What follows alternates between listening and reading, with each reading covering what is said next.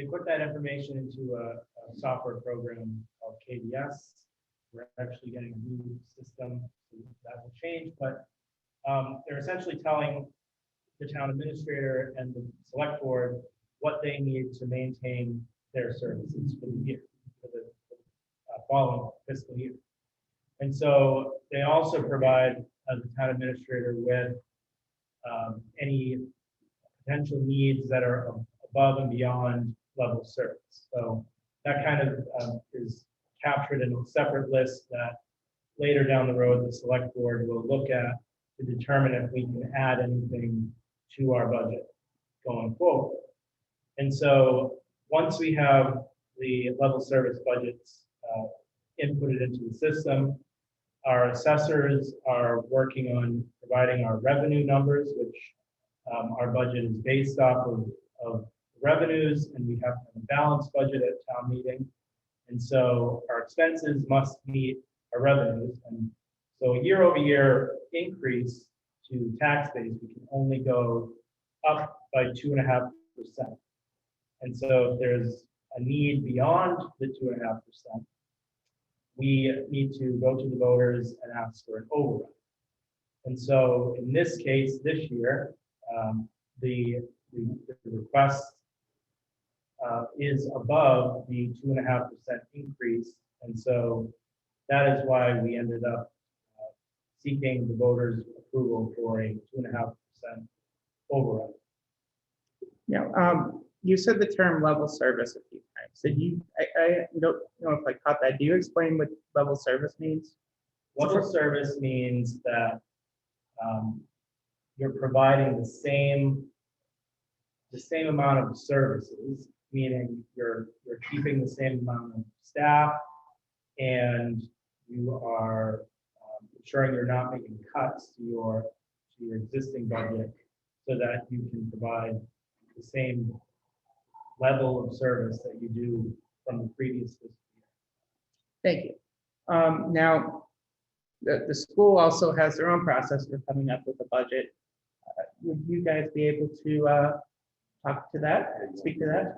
Sure, absolutely. It's a long budget season. It generally starts usually right before Thanksgiving in November. And it starts really at a grassroots level, where we start with all of our principals in our 4 schools, and we start with department heads, etc., where they are soliciting staff to see the needs. Through my 10 years, then usually right after that Thanksgiving break, myself and the Director of Finance and Operations, Jay Byer, sit down with all of our principals, with directors, and we review their initial requests. Keep in mind, yes, we, just like the town side, aim to have at a minimum level services, but we also look carefully at other data. And usually one of the first slides in my budget presentation is looking at our enrollment, and then obviously our enrollment projections for the coming fiscal year. Another piece that I think is really paramount, and something that I'm very proud of the district and the regional school committee, is they've taken the strategic planning process really seriously. That yes, it is important to keep level services, but times, as we've seen unfortunately through the last 17 months, rapidly change. Our students and their families' needs change as well.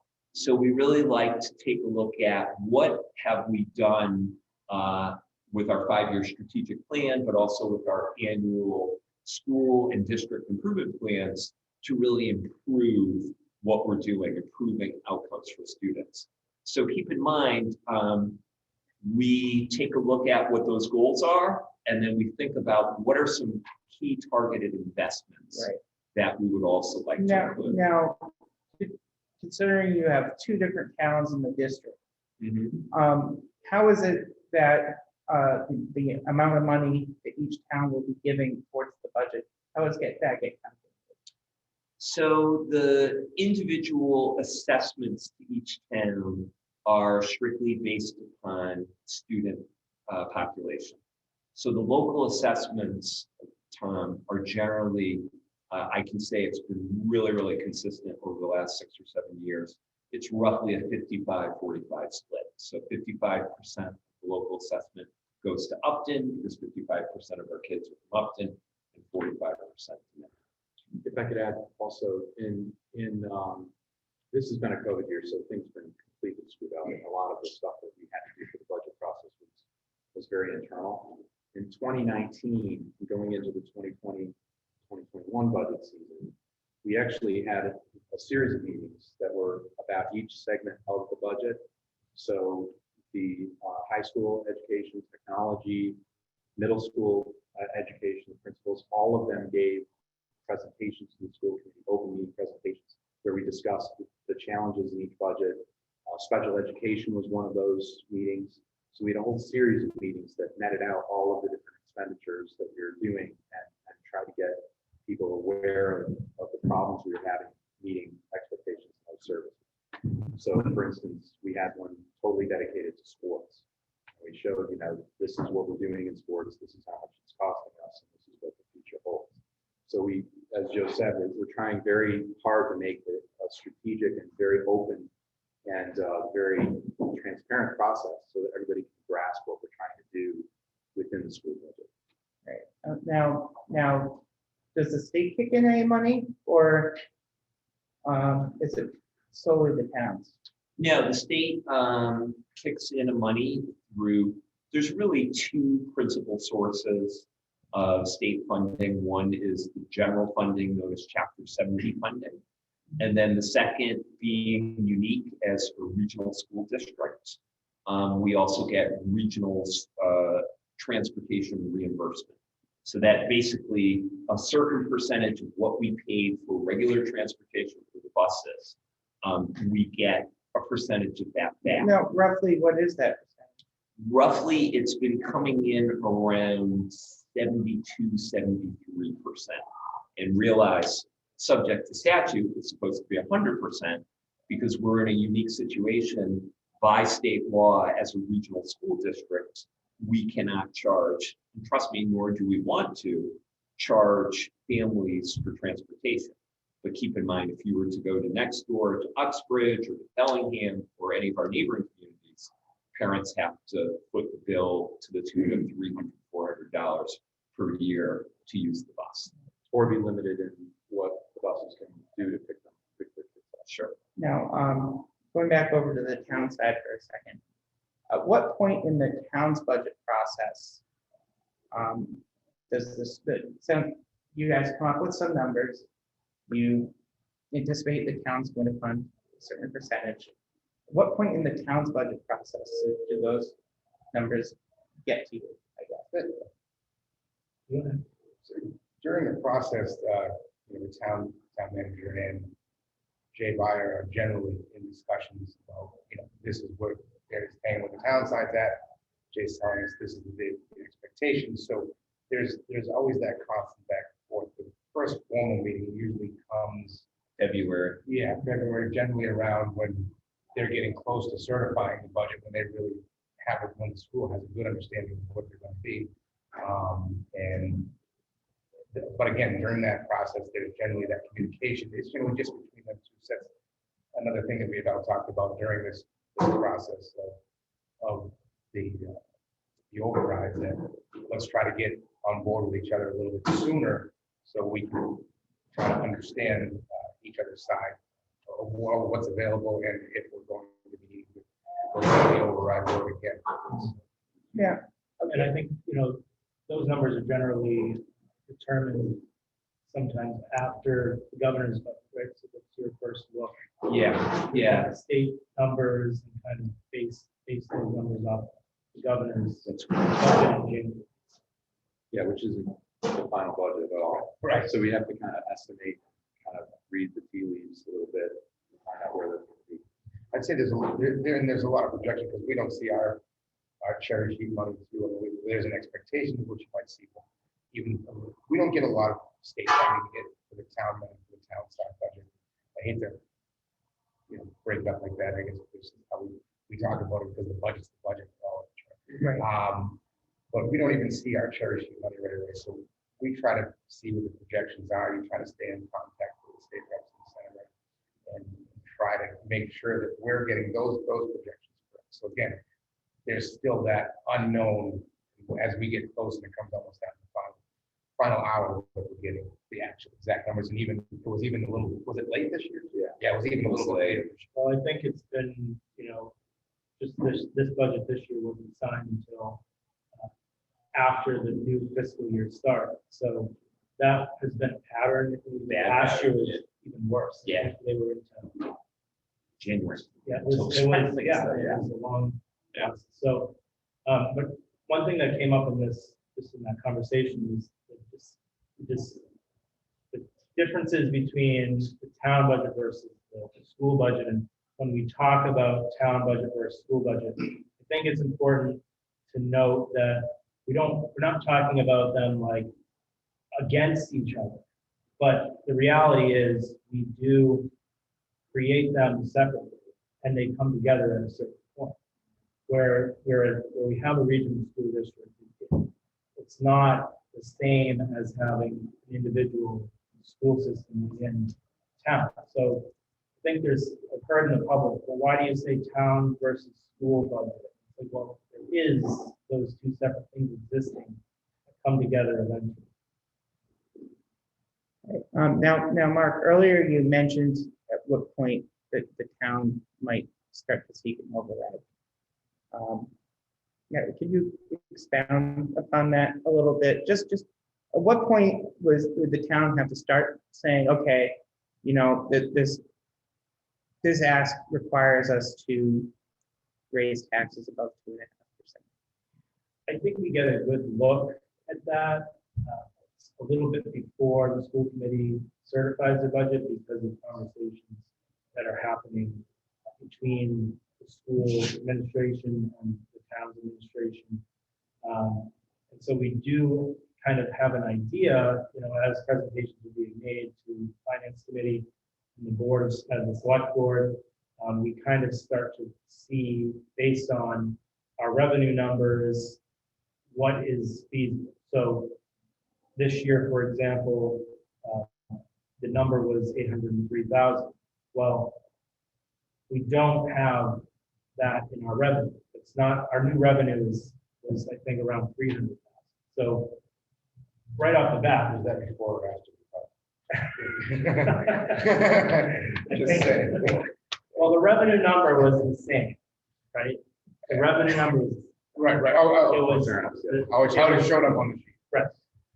But we just know at that point that it's either making cuts to our budget, using one-time funds, which I don't think any of us think is an appropriate mechanism, or it's asking.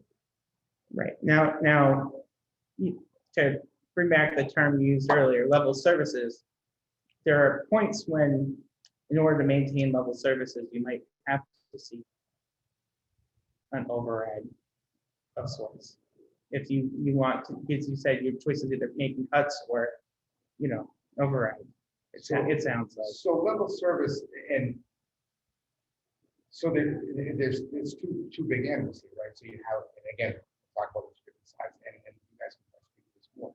But there's a lot more happening in the school. There's a lot more payroll. There's a lot of things that will drive that cost up. And on the town side, it's pretty level. We don't have a lot of either people leaving or coming or Not basing on students and numbers. or new even attrition for the most part. So the salaries stay pretty much the same. You have whatever might be negotiated in contracts that is slightly rounded up. You can reserve that stuff off to the side, knowing where those might be going.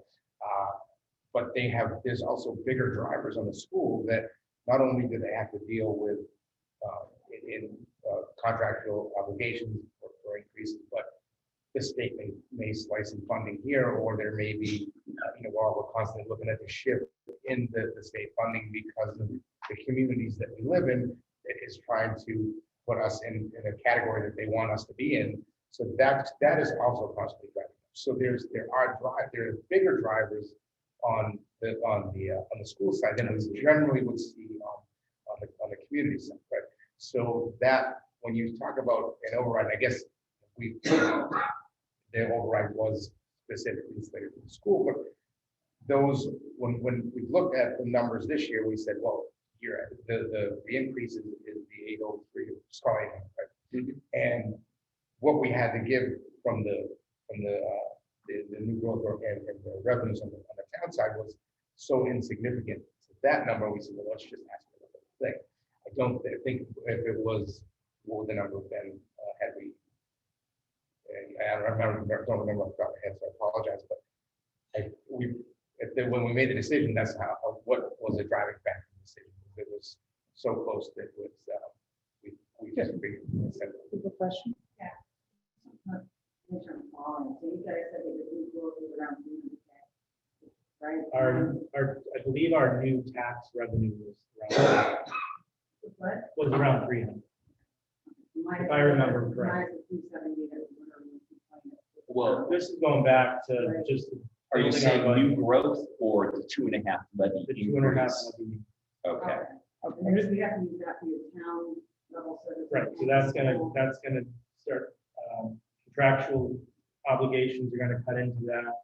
You know, if there's health insurance increases, some of your fixed costs, stuff like that, it's gonna cut into that as those numbers increase year over year. When the town level service is 150-ish, roughly, is it half of the new growth or? No, it's ate up the entire, Oh, so the town level service is 8 of the entire. right, and that's why we were in a position where we realized that the entire number from the school was going to need an override no matter what. So there was a lot of talk about, well, the select board didn't even barely give us any increase on the school side. That was because we recognized that in order for us to maintain level service, we needed to utilize the revenues we have and then fund the school through the year. Now, I'm gonna just interrupt really quick. There's food over there if anybody wants food. Why don't we do this? Why don't we take 5? Yeah, If these guys can all get a beverage or something. Sounds else, it's good. up there. sounds Get good. some food, there's lots of food and everything, and I'll come back in. All right, and to those who are on Zoom, we'll be back in 5 minutes. Why don't you guys go get something to eat? Yeah, you guys go get something to eat also.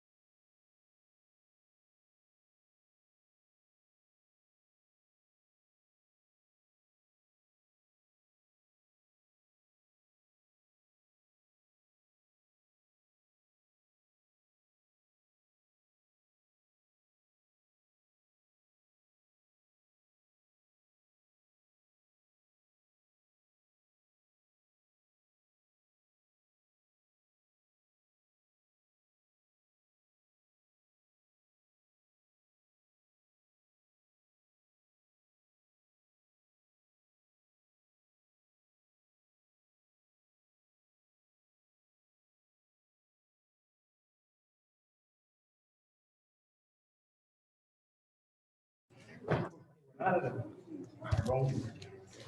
you, Jim. Okay, welcome back, everyone. That nice little break. Hope you guys got a chance to chat a bit and have some great food. Those of you on Zoom, I hope you had some great food as well. We left off kind of talking about at what point the town decides to go in the direction of an override.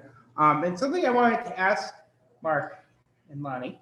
I know we've voted on something called a debt exclusion before. What's the difference between that and an override?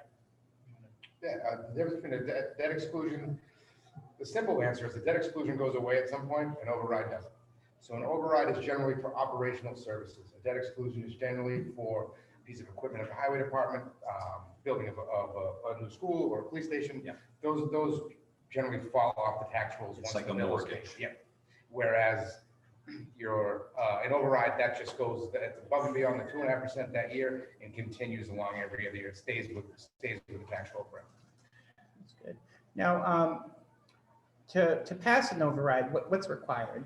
Is it just a simple vote at the ballot, or is there more to it? It has to pass at a town meeting, and then it goes to a town ballot. I don't think there's any specific order. It can go either way. I think they used to go the other way until we switched the way we do an annual town meeting. But you can go to ballot first and then go to allocate the money afterwards at the special town meeting, move money around the line items. Thank you. Now, hate, as you said, hate breaking this into sides, but it really is. It's just the reality. It's just the reality. Now, let's say they asked for some money. The override didn't pass, as just happened in the fair town of Mendon. What decisions does the school committee have to make at that point? Or what can they make? Decisions can they make at that If point? the budget passed, Well, if it did, if it didn't. didn't, Okay. So we assume if it passed, everybody's happy. That's the, Before we just jump into that, sure. let's just touch on the procedure with a regional school district. Yep. It's completely different than any other override. Yep, request. that's good. If you have an override request for operational override on the town side, it doesn't pass, that's it. You can go back and ask again, but generally that's it. With the regional school district, you have very specific rules that need to be followed. You have the first override request. If it fails, they come back for a second override. Well, that's what I was just. Okay, and again, I just wanted to touch. Hold on a second. It's Stay very- with this, because this is a huge. No, but piece of hold on a information. second, because there's a very specific circumstance that allows you to do that Correct. according to state law, which is if you're in a 2-town regional school district, that's number one. 3-town means the majority of towns pass the vote, then it applies for all towns. For a 2-town district, there's a special caveat in the law for those, which is. If you have a split If you decision, have a as split we did decision. this year. Right. Which makes sense. Which is then comes back to the town that failed and asked the second time, and then, so it didn't pass again. So the third time around would be joint town meeting. And it's not, I feel like it's poorly written, right? Because I feel like, were we supposed to just go to joint town meeting? Or there was Yeah, just a decision to be you're made, right. or was it or we can reduce the budget? And I think that in the realm of, you can reduce the budget at any time, helps to bridge that gap, right? Of the understanding of that. So again, just to recap it real quick, first override fails, because we're a 2-town district, they can go back again for a second override, and then up to joint town meeting. Which by the way, I think sucks. Absolutely. Because people have the perception that you've got a town government and a school, I don't know what it's called, school committee. Yes. That is trying hard to drive the tax increase through all the citizens' skulls. And that's not the intent of it, everybody. It's the process that's been given to us by the state. Agreed. So it would be much better if we knew the consensus from both towns to begin with. And the town and the people who are voting out there could vote once and be done, but that's not how the state law is written. Right. Yeah, well, you basically went through the. Yes, I'm sorry, and I just didn't want, the questions seemed like we were gonna maybe break it up, and I just wanted to get the whole, Right. at least the basic of the process. We can break all those pieces down now. Yeah, I kind of just wanted to walk through at what point, like, does it go to a joint town meeting, or at what point, so the first override failed, you know, why is it that you get a second? Because Bite it's at the just, apple. because to put it in really simple layman's terms, it's a split decision. Okay, And, so you know, Upton says yes, Mendon says no. yeah, and I can speak to this not only based upon this year, but also based upon 2015, when we had the same situation. However, if you recall, in 2015, the second override, which I believe was on something like June 30th of 2015, did pass. The Upton perspective, you know, and I completely understand this, is when you have that split decision, and in Upton, both in 2015 with the override vote and this year with the appropriated funds at the town meeting, realized that it was a fairly significant majority of people who approved those funds. So there's a perspective of a lot of our Upton parents of incredible frustration of certain programs and services that are needed, that, by the way, have been, you know, clearly spelled out for years in our district strategic plan, and that the partner community is rejecting it. I just want to let Mark jump in right here. I think that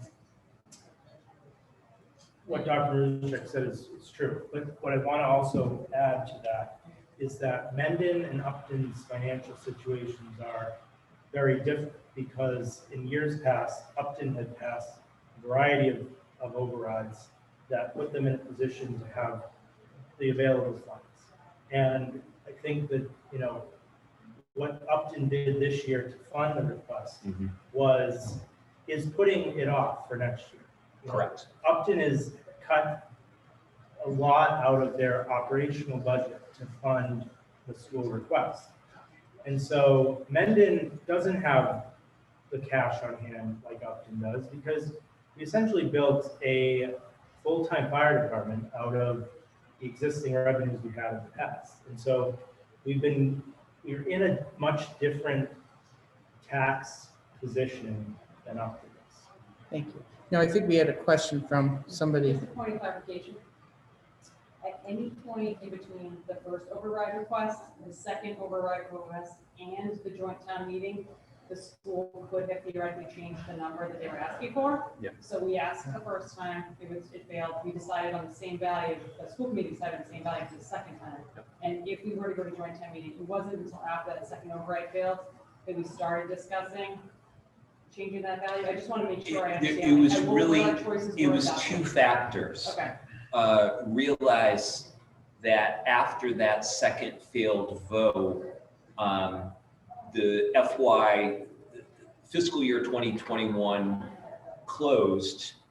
We started to close our books, but also some positive things happened as far as finding out our ESSER 3, or think the American Recovery Plan allocations. Some additional grant funding came in, particularly for summer school opportunities where we could supplant some things in our operational budget. So those factors led to the recertification of the budget. I think it was around July 15th, give or take, to lower the amount. And it's just because of when the timing of that fiscal year closes. Correct. And we have to have our certification of the budget happen, and this will be, like, is it just based on the timing of when we have these meetings? And we have to Yeah, have but representatives? by the It's regional always school been- district charter, the regional school committee has to certify its budget 60 days before the town meetings. So it's usually in that ballpark of around March 15th, St. Patrick's Day. Now, why is it that we can't start off with a joint town meeting if the purpose is for both towns to come to a decision? Because it's not in the law. It's not. Yeah. I mean, the piece is this, it would be destructive, Tom. Yeah. It would be very destructive. I think that we all recognize as leaders that the joint town meeting has more implications beyond financial. I think it creates angst amongst community members that will essentially, I believe, destroy a good working relationship between not only Mendon and Upton, but also between Mendon and Upton and the school district. So what I'm gathering from what you guys all said here is joint town meeting is essentially seen as the nuclear option. Correct. When you can't come to an agreement, and that is, you know, And it's just the last. on the reduction of the budget, so like the school has to be slightly careful. They can reduce the budget as many times, of the certifications, as many times as they like. They can never bring it back up. So they have to be very cautious of how they step that down. And there's also, we gotta understand too, that because we're all, as people who are in leadership positions, we're all trying to make this work. It's not like we're, you know, there's some negotiation going on, but we're all trying to make this work. So the number that you're seeing right now that's certified actually is lower than it should be. So you know what I'm saying? And that's supported by one-time funds. So we have to make sure we understand that. That's a really great point, right? You all work really well together. There's a lot of transparency. I guess what I really struggle to understand is, you know, I really respect the previous administration and the 5-year plan and moving forward. I don't see that though when it comes to budgeting. Because I mean, just this next year, right? We all know the headwinds we're all facing, right? You're looking at 7 to 9% inflation. You're looking at massive transportation increases. I mean, clearly, every town is going to need an override next year, not just for the schools, but for the overall town, right? So why? I guess I don't really get. You know, if you're talking about 2.5%, healthcare alone, your healthcare plan alone is going to jump 4 or 5% this year, right? Your transportation costs could jump 6 or 7. I guess I struggle with why aren't we looking more 3 years out? You know, I get, Mark, you said something about. I think, let me finish it. I think, Mark, you said something about, you know, Upton, you know, made that decision. But I think, wouldn't you argue that Upton kind of made that decision knowing they're going to need an override next year anyway? Like, I guess I struggle with why we look at everything instead of at a macro level, at a very micro level in the next 12 months versus you're going to need this money over the next 3 years. Period. Can I just, you know, I want to keep it more on the informational. I think that's highly informational. Yeah, so I would say that so being on this side, right, we're constantly pretty much in the know of what's going on. And maybe we don't know exactly what's happening over here. They don't know exactly what's happening over here. These are always these conversations. So, and our meetings are generally not attended. Whether they're school committee meetings, whether they're selectmen's meetings, whether they're finance committee meetings. We've actually seen the Zoom and Teams ability has actually brought a lot more people to the table, a lot more questions, a lot more conversation. So when you ask these questions about, it may not seem like we're doing that, but we are looking, and 5 years may be the number that they use. We're always at least looking to the next year, if not the year after that, to try. But at the same point, it's a lot, again, on the community side, it is so much easier than it is with their side, because there's so many of these crazy unknowns. We have pretty much a static, we know that we're gonna get it's probably this much money from the state. We know we're going to go up 2.5 plus whatever we have in some new growth, which we can probably calculate based on the new houses that were built and along those lines. So those projections are generally there. We can see. We also generally know what the insurance is going to go up, things along those lines. So, but again, it magnifies to this huge magnitude because of the size of their budget and the amount of parts. So, But isn't your process, don't you hold some accountability to the schools knowing that you're going to have to put some of that? You know, to your point, we know we're going to spend everything we have on our side, but don't you know you're accountable to the schools though also? Absolutely. I mean, I think that we build our budget based off our drivers, which are contractual obligations, retirement costs, which are an annual number, and we don't know what they are until we get it, right? So it's almost impossible to plan around that. Health insurance, we generally have an idea. And those are our big drivers, which are pretty much, it's only a small number of drivers for us compared to the school.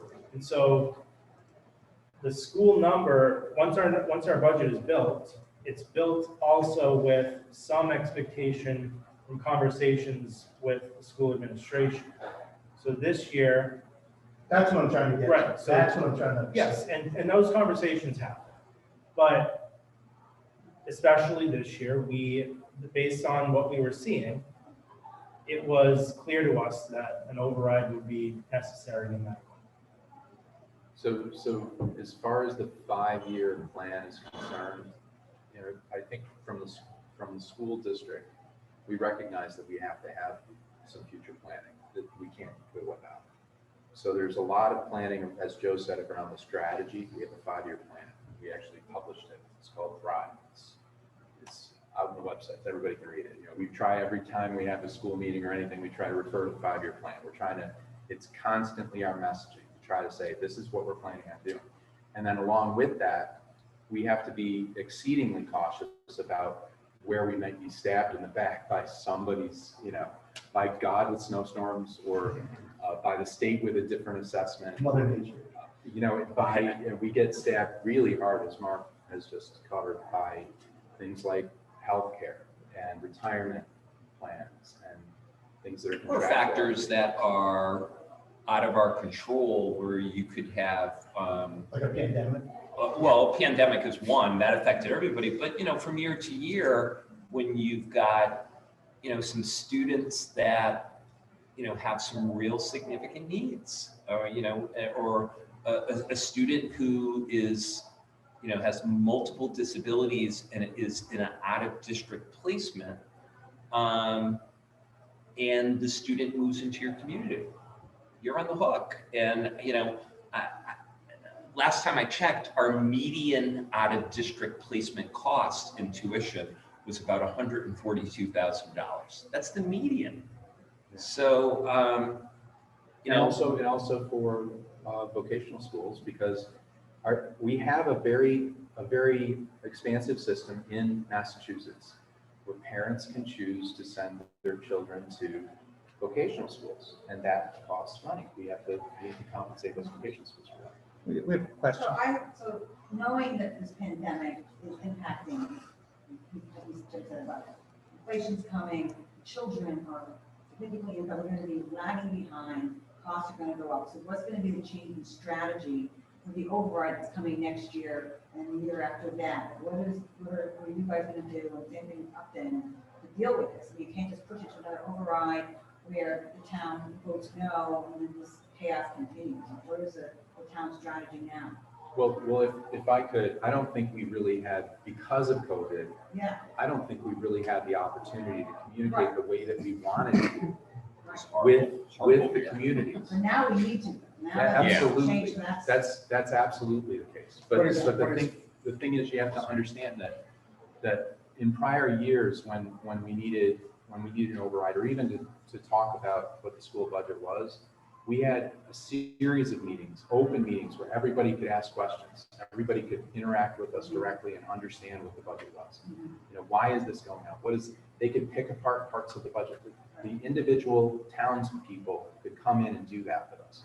COVID's shut that all down. And in a pretty critical year for the school district, according to that 5-year plan, Yeah. this is essentially, it may not be the way we do it in the future, but the way that we've done it in the past is we said, we're going to make our budget work for the interceding years, and then we're going to come back and adjust where we need to get to another 5-year plan. I hear you on that. I just what we're facing in Yeah. the very near future, this is going to be a lot. And I don't know, it's going to So- be around the corner. So that's a very good point. And so the school, you should be talking about this. The school district has actually put in assessment systems. iReady is the assessment system that comes to my mind, to judge where students are today versus where they were under normal conditions, and we're taking actions based on that. Okay, I don't know where those numbers are. Have you seen those numbers? I have seen those numbers. You know, the good news is we finished the last third of the year very, very strong, and we did 3 benchmarks of where our kids were. You know, we started the 2021 school year in a deficit. I'm not going to lie to you. I would say at least 50% of our kids were below grade level. But the good news is even through that 2/3 of the year hybrid, but then that last third of the year when we did our last benchmark testing, we saw rapid growth, really rapid growth, particularly in our youngest kids. So we're still not where we need to be, but to keep that momentum going, are we going to have bodies in the classroom that we could need or budget cuts? I think if we get successful resolution, this is coming Monday evening, then yes, at a minimum, we'll be able to ensure that we have the status quo with regard to our class sizes. We need better than the status quo.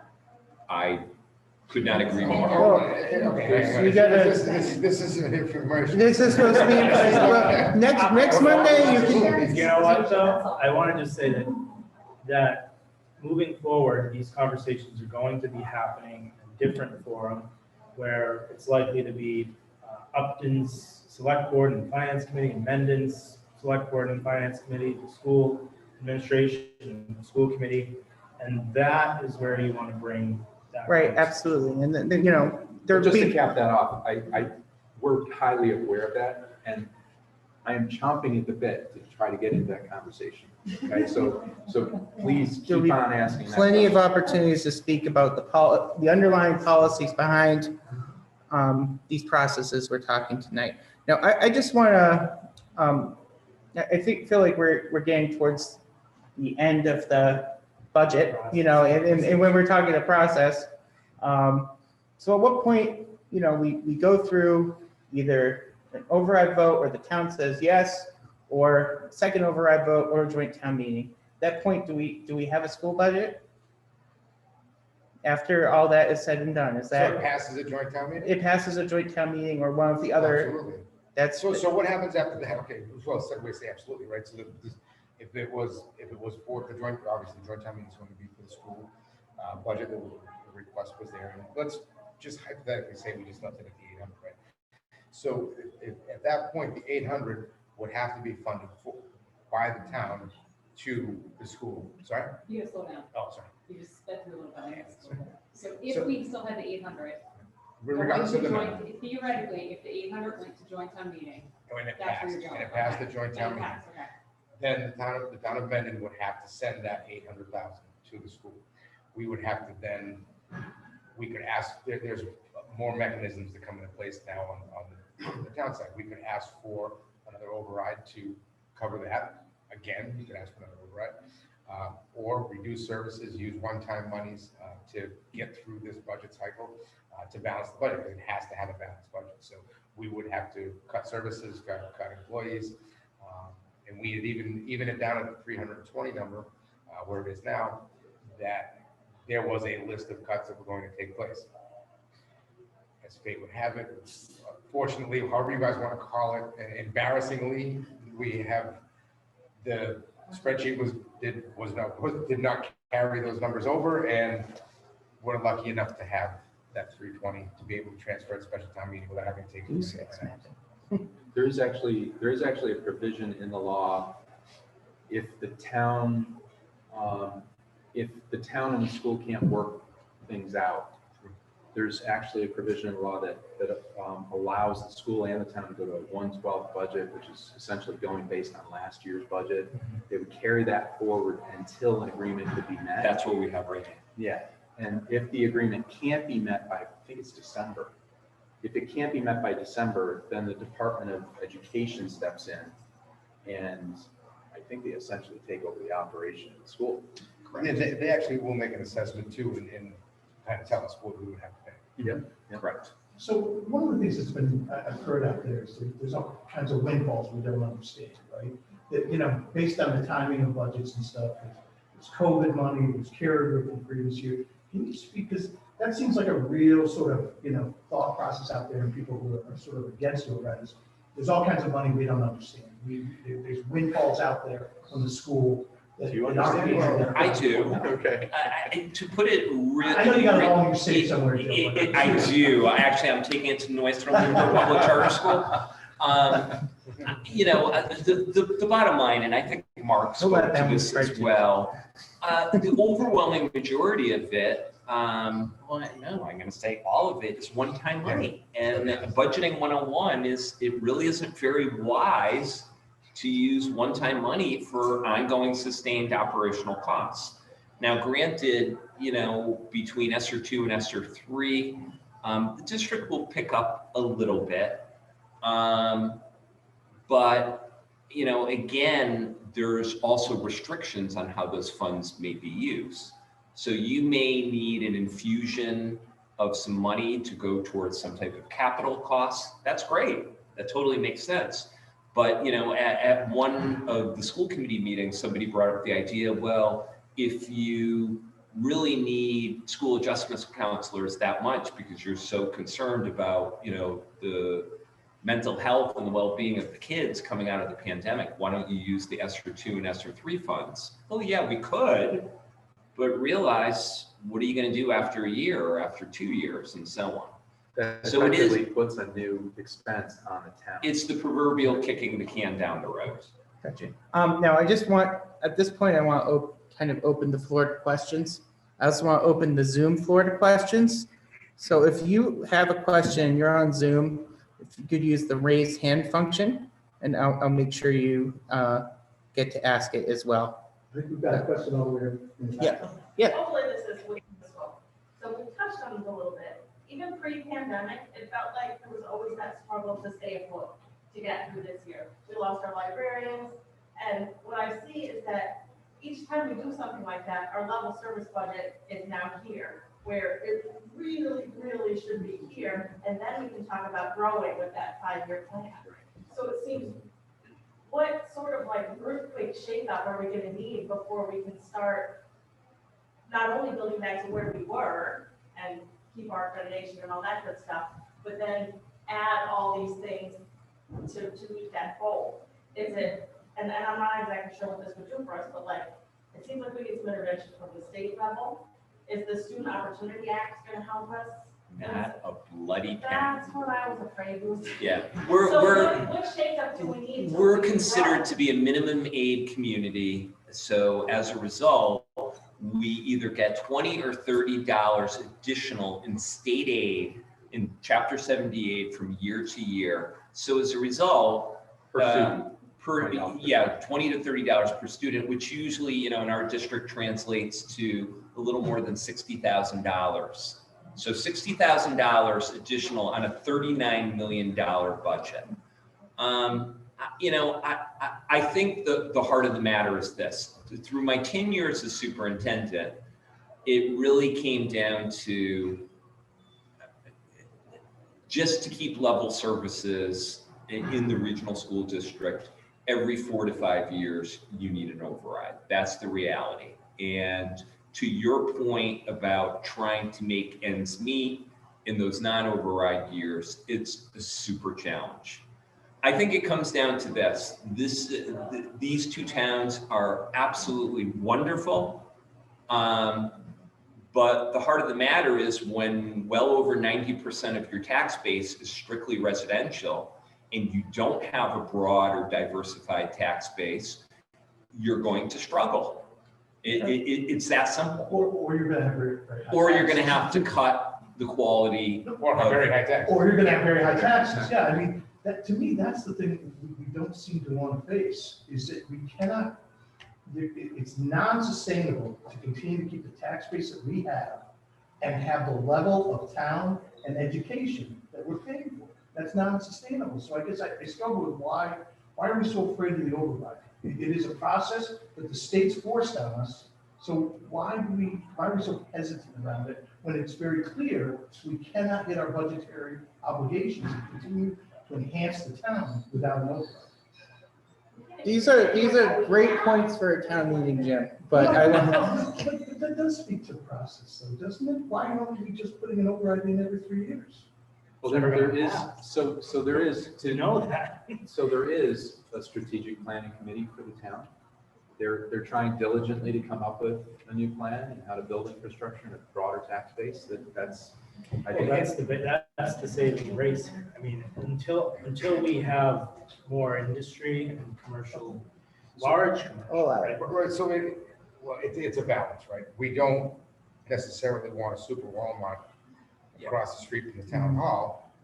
It's about But- planning Right, programs. so we've got, the master plan committee is working towards that and towards trying to drive that business here.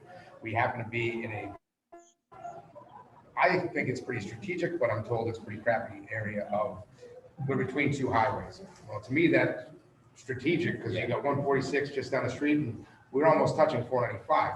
However, a lot of these big industry like Uxbridge just got with the BJ's distribution center and the Amazon stuff now that they have going on.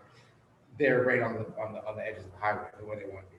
However, we are looking down, especially to that end of town. We're starting to see some business starts to come into that side down by the Gasco and the car wash down there, which is essentially our industrial area. So we're seeing that come, which is definitely going to help with the tax base.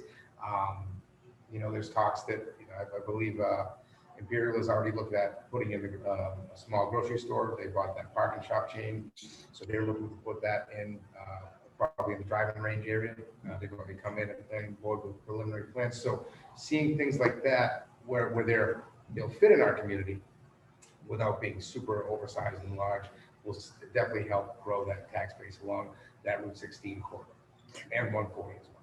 And the other thing to answer your question, Joe is now not part of the Mercy School District. He's served us for a very long time to very good effect. Thank you, Joe. Thank you. And we have had that philosophy of a 5-year plan where we essentially adjust to make sure the town is in approval or the town gets a say into how we finance and conduct the school. And I think we have to be more proactive in partnership with the town in the coming years to see how we can adjust that. So we're going through a re-examination of how we can deal with the quote unquote 5-year plan and make it a little bit more proactive so that we can get a feeling for where we end up, maybe after a shorter period of time, like 3 years, 2 years out. But we've got to go through that assessment and re-examine what we're doing for the strategic planning process. No. I have a couple of questions here on Zoom from a Deborah Lane and a Marissa M. I'm going to start with Deb. If you could, you can speak whenever you'd like. Oh, sure.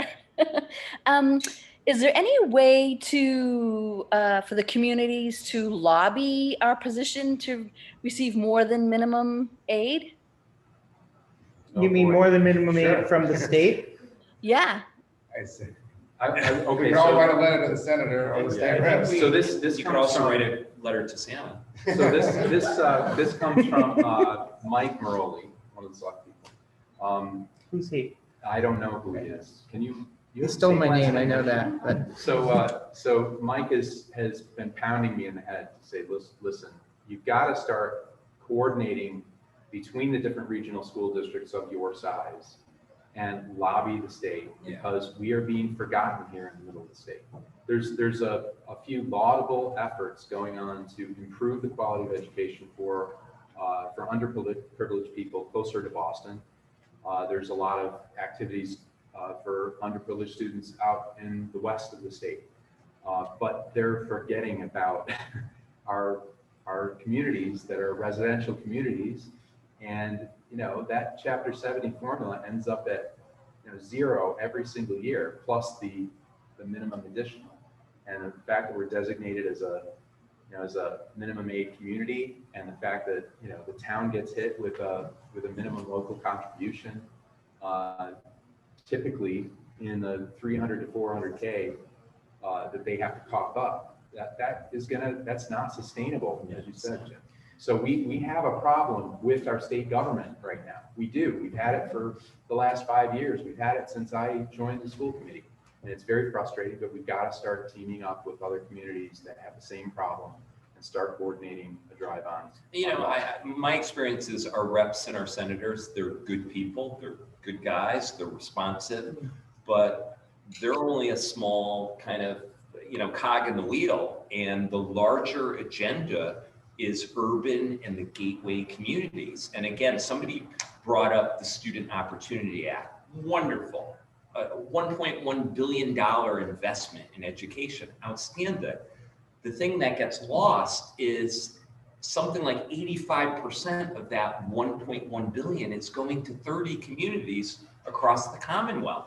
You know, and spoiler alert, Mendon and Upton aren't two of them. So, you know, it's frustrating. And we've also had a problem with slightly declining enrollment every single year.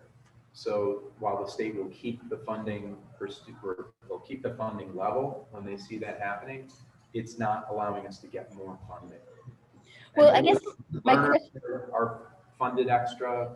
You know, there's a lot of incentives for communities that need help, but there's very little for us. So Milford, for example, is getting. I was going to use that. I was going to use that. Westboro. I mean, all of these communities are large growing populations that have a lot of English language learners. They're getting a lot of extra support. In some cases, so much extra support, we're shocked at how much they're getting. well, in future, would the school committee put that on the agenda at some point? Because, you know, there's a lot of things that I know that the federal government, the state requires that we have buses if you live 2 miles away from the school. Well, if that's a requirement, then why doesn't the state pay for it? You know? Deb, in September, Senators Moore and Fatman are slated to have a discussion with the school committee. Okay, great. Thank you.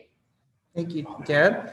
We have one. Can I just talk about that a little more? Because Sure. as a former employee of the Massachusetts State Senate, I was working there while the Student Opportunity Act was being debated, and there was a large wave of advocates that were in the school, in the State House, talking with each member of both the House and the Senate about these issues. And I think that if there were anyone from regional school districts, they were definitely drowned out by more urban center systems that were in critical need of an influx flow of money. And so, as disheartening as it is to see that happening and to see an education bill come and go and not positively impact regional school districts, I do think that it would be beneficial for regional districts to really come together as a coalition and work hard with leadership in the House and the Senate to come to some resolution to get them in a better position. Thank you, Mark. Now we have another question from Marissa M. I'm going to unmute you. I'm trying to unmute you. Can you hear me? Yes, I can. Can you hear me? Yep. Okay. So I have a real fundamental question. I hear jargon thrown around, and I'm in the allied health field, so I know not of education other than I have one. My question is, when I hear the term level services, does that strictly mean keeping what we had last year? And if the positions that are going to have to be cut were positions that we already had in place from last year, I'm wondering when those positions roughly were added and how they were funded then. So you're talking about, there are two different conditions here for the town and the school. So are you talking about the school? School, yes. Yeah, okay. So I think they are positions that were part of the operational budget going back from year to year, but in some cases, positions are dropped, some positions are added based upon enrollment fluctuations. We've had both at Clough, but particularly at Memorial, some really, really crazy fluctuations in birth data. So as a result, you can have a situation where you've got a 4th grade class of, you know, something like 92 kids, and then the 3rd grade class drops down to something like 60 kids. So you've always had some flux from year to year. Does that kind of address your question? Well, partially. So I guess what I'm wondering is, I guess the positions we're going to lose as a result of the override failing and as a result of the decrease in what's been kind of agreed upon from the town.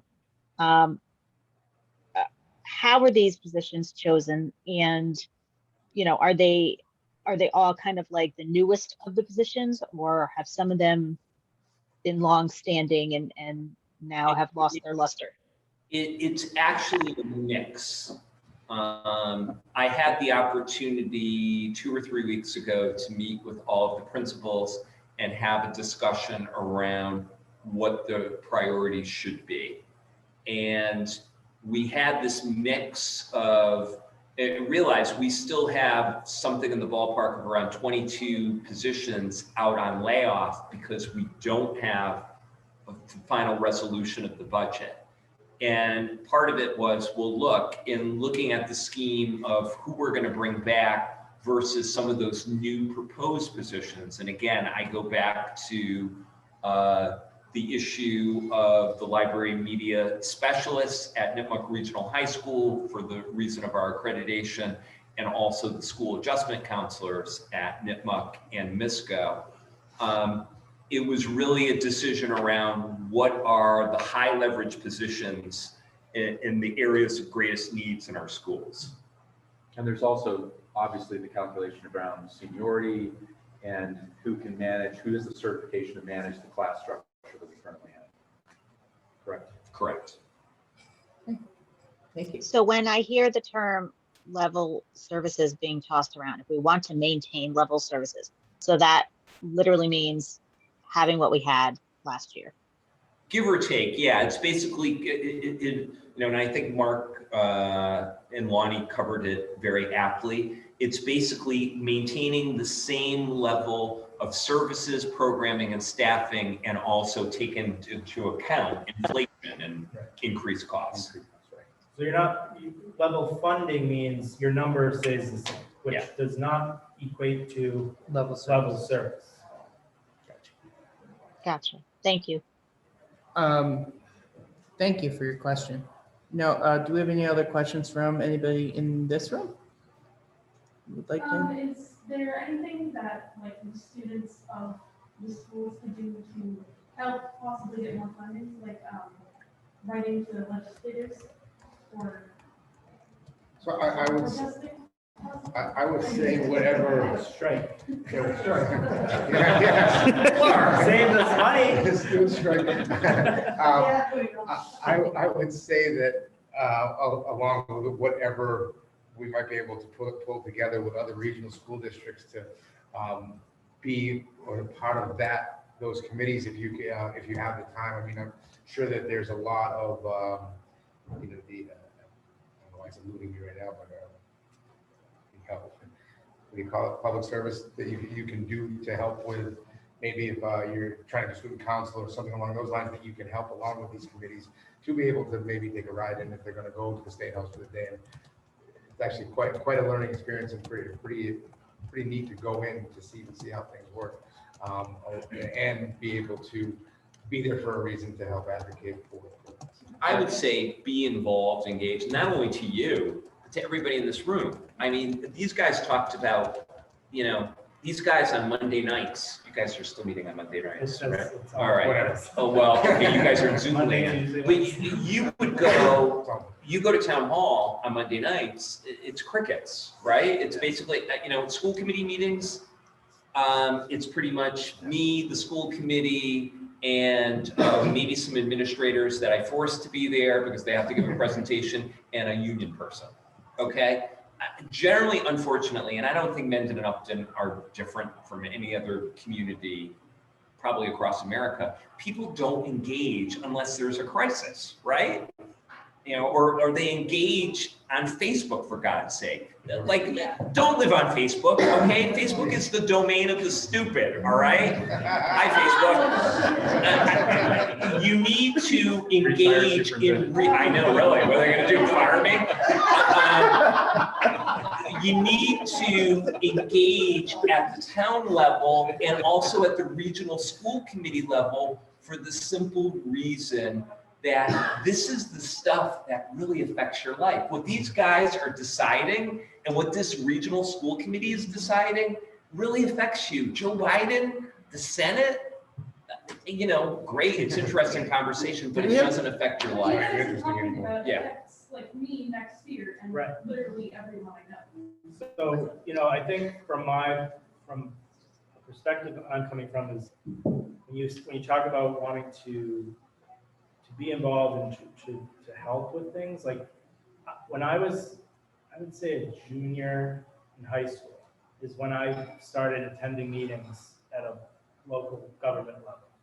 And I was 21 when I was elected to the select board. And Lawney, how old were you? Yeah, you beat me by a couple of years. Yeah. I thought I was the youngest. So like, we got involved very early, and all it takes is just to listen in, and that's how you start to learn, and that's how you can make the biggest impact. So even though it's not gonna be an immediate impact, you know, there may be some conversation that's going on at a school committee meeting or a select board meeting, and it does impact you, and you have something to say, So can you talk? and so that's important. She's been waiting. I'm Okay. sorry. This is my follow-up question. So in addition to attending meetings, which I'm loving on Zoom, what are other ways beyond this crisis? So we know potentially that Monday night goes our way in terms of the school, and we get funding, everybody's happy, we found the money, right? The crisis is For over. 1 year. For 1 year, right? And that's it, right? That's the concern, is that everyone's gonna take a deep breath, they're gonna send their kids to school in September, and everyone kind of forgets about stuff because we get busy with all of the things going on. What's the easiest ways for people like me and all my friends to be able to get involved beyond just attending meetings? Is it the strategic planning committee? Is it trying to understand if there's going to be additional forums to go to? Are there lobbying efforts in there? Make sure that we're collaborating more in terms of a long-term. Right. This year is no different than any other year. This always happens, maybe not this exact forum, but everybody gets engaged in budget season. And then we'll see you again next budget season. So to stay engaged is to be involved, to, I don't know, run for a selectman, run for school committee, get on the finance committee. We have open positions, even as committees such as maybe even the historical committee, right? It doesn't really get much in the town budget, but it keeps you involved and engaged with what's happening in the community just because you're involved in the community. So there's a lot of committees and boards that you can be on to help out and help to stay informed. And then the circles that you run in will stay informed, right? The people that I talk to on a regular basis is they're informed. They ask me questions all the time. Same here, right across the board. I'm sure it only reaches that it's like telephone. By the time I've told that person, by the time it gets over there, you've got 3 things I've said, and now it's something different. So the more people in certain areas of the community can get involved and keep those messages going, I think is going to be huge. Also, I would add that the school committee, and I'm sure the select board works the same way, but the school committee accepts questions, and I mean, we try as best we can to come up with factual answers, which might take us a little bit of time to respond, but we are open to questions from anyone. You can write an email. You can get involved with watching the school committee meetings. I know this year we were shocked that no one really wanted to run for a school committee position, and Eric Brown Won by writing. he won by writing, and we are thankful But I for it. understand, and I think that's part And of I would why also it's like say there's- participating is helpful. And usually that's these why- guys run unopposed, right? And there's more to it. I mean, there was an empty spot on the water board. There was 3 other positions, I believe, that were on the ballot that were empty. And again, no matter what it may be, or is maybe, and again, maybe it's just there's no interest in it, but it's not. There's not a ton of work in these boards. All right, budget season. I'll give you that. And it's been a little bit of extra work because we've had the the votes and whatnot, and on a lot of meetings together to try to work through the process, but it's not generally this busy. And I would also say, just to the student involvement, I'm very proud to say that my daughter, Justine, was very active this year and corralled a bunch of the students from last year's senior class and came up with a video to show the public what we're doing in the school. I mean, I love her for it, but there's ways that you can take initiative yourself and go out there and say, look, this is what I see in the school. This is what I see in the town. This is how we can move forward. In 2015, Dan Byer and I organized Nipmuc alumni. I think that's actually where I first met you. It was Dan Byer and I organized Nipmuc alumni in support of the schools. There's all sorts of ways you can get involved. I think we have 2 questions. We have somebody on Zoom. I think Jim has another question. Anybody else have any other questions? I did tell our panelists 8:30, so we're getting close to that. I'm walking off 5 minutes. They actually turn into pumpkins then, but no. So Jim, you want to go? So Joe, could you speak to a minute? One of the things that there seems to, and I love that ask for kind of a call to action by a Nipmuc student. That's phenomenal, and that's really inspiring. But there seems to be some real disconnect around, to your point out on Facebook, around what we can do and what we can't do. I would call attention what we can do, something like what Diane Duncan has done at Misco with the We Care. Yes. And I mean, that I guess I'd like to hear one, clearly she's had an impact on that school, right? That school needed it. Absolutely. That those volunteers have had an impact. Absolutely. So one, talk a little bit about what we can do for all the schools in that volunteer, arena. But then also there's this misconception that we can fund things in the school system. And, you hear people say, well, if we want a Spanish immersion program, let all the Spanish immersion, that's illegal, correct? And if we could talk a little bit about that and what we can do and what we can't do as a community. I've had the opportunity many times to have conversations or respond to emails with a lot of parents and community members who are wonderful people and well-meaning, who want to basically do some type of fundraiser for the school district. As a matter of fact, just in the spring before the first override vote, let's try to do a benefit concert or something like that. And they don't really understand scale. Okay, we could do this amazing fundraiser and the motherlode of all fundraisers and earn 10,000, that's not going to close the budget gap. I think the big thing, again, is around engagement and in finding in our schools. And, obviously the natural place to start would be your kid's school. But any of our schools, opportunities to get in the school and learn what's going on, volunteer. I mean, my God, I would have sent both of my girls to Clough Elementary School in a second. I mean, you couldn't ask for a better learning community that's more nurturing than that school. They're always looking for volunteers, for people to be classroom readers, to assist in different projects and so on. So I think getting involved at that grassroots level is important. If that's not your thing, and maybe you're a policy wonk, or maybe you really want to delve into the details of the budget, all of our subcommittee meetings are totally open meetings. And since March, they've actually been physically meeting. And in a lot of cases, we've done this hybrid thing where we're meeting in person, but we're also streaming them on Zoom. So I would say, get involved, engage, ask questions, ask reasonable questions. Don't wait until a crisis. I mean, I have a high degree of confidence we're going to come through this well after Monday evening, but we're kind of kicking the can down the road. Yeah, I think that's important because when you only get involved when there's a crisis, you don't have the background history and the knowledge of how things work to be able to participate effectively. And so staying engaged and educating yourselves on process and how things work puts you in a better position to be an effective participant going forward. Well, I think we have one more question on from Zoom, from Deborah Lane again. Hello. Hi.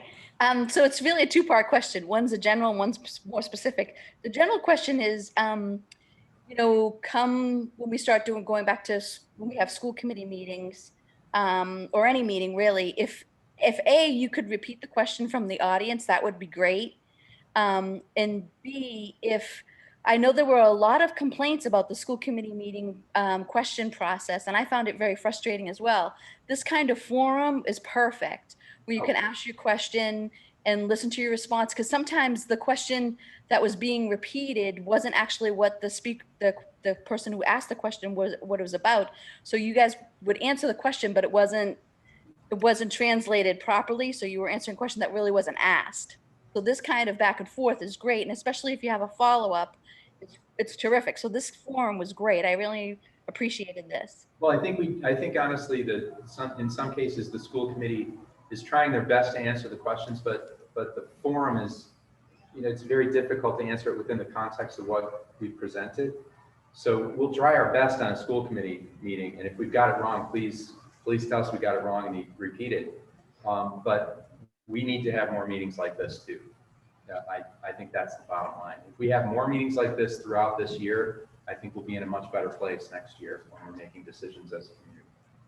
Yeah, I do too. And then personally, you know, I definitely spoke to a school committee member at length about an issue and wanted to get on the agenda. And I was told to, you know, write a letter and write an email, and no one ever responded. So, you know, I know you guys want people to get involved, but when you start to go down that line, you know,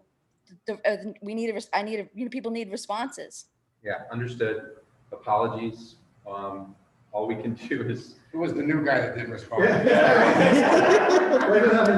It's all Eric Brown's fault. No, I realize it's easier to cut the. There are some time constraints on the people, especially over the last couple of months. But I think if geez, I don't know. Why don't you forward me your note, and we'll see if we can get you an answer right away. That'd be great. Thank you. You're welcome. And I think we have one last very quick question from Marissa on Zoom. Hi, me again, to annoy you. So my last question is, I keep hearing Dr. M say or reference kicking the can down the road. And I'm wondering, you know, with your 10 years of experience working with Mendon-Upton, what have you seen that, you know, are the ideas that you can leave us with for avoiding this for the future? What are the ideas that are currently on the table for doing things differently so that we don't keep ending up in this rut? What a nice, simple question to end the evening. I know. I would say this, Marissa, genuinely, and I'm not just saying this because they're sitting to my left right now, your select board really, they're a good group of people who are deeply invested, who really care. And the one thing that's come out of this crisis has been the discussion around, let's start this conversation earlier rather than later. I've had some very bad moments through this crisis and many, many sleepless nights. And I've, you know, kind of had moments where I've beaten myself up, where I've said, well, you know what, the communication with both communities has, excuse my language, has kind of sucked over this last year. But then I kind of don't beat myself up in the sense that this year was definitely different in the sense that we were all in these little Zoom spaces and we really didn't have the opportunity to connect as people and to have these conversations and so on. So it is really, really unfortunate, but good Lord willing, moving forward, the conversations, I think of the players, you know, my successor, Dr. Cohen, the regional school committee and the select boards start this conversation in the fall.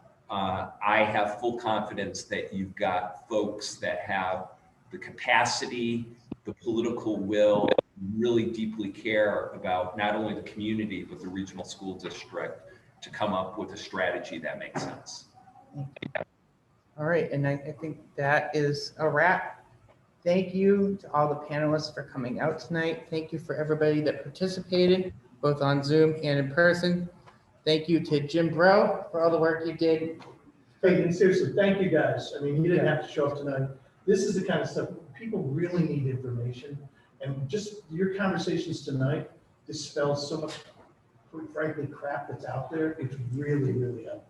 So thank you. And thank you especially to Dr. Marusczak for all of your service to the Mendon-Upton Regional School District over this last 10 years. You will be missed. Hey, there's to-go boxes, please.